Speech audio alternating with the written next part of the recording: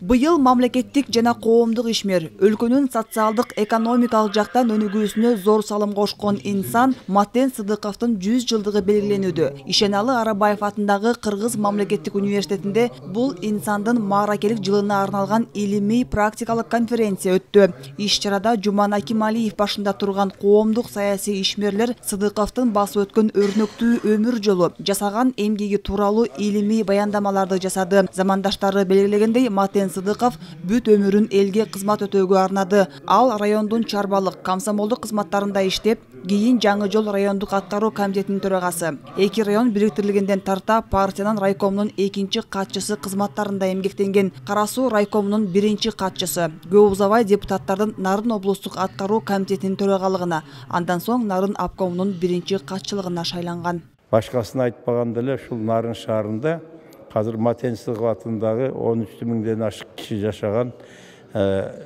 микрорайон бар.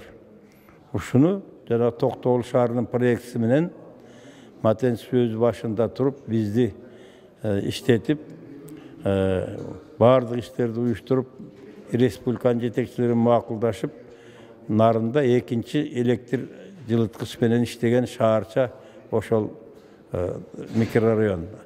Нарынын эли жетекчилиги Матен Сыдыковдун эмгегин жогору алып, ошол чөлкөмдү 1064 окуучулук мектепти Матен Сыдыковдун атынан аташты. Бул киши өзү туубаса жеринен чарбакер адам болгон.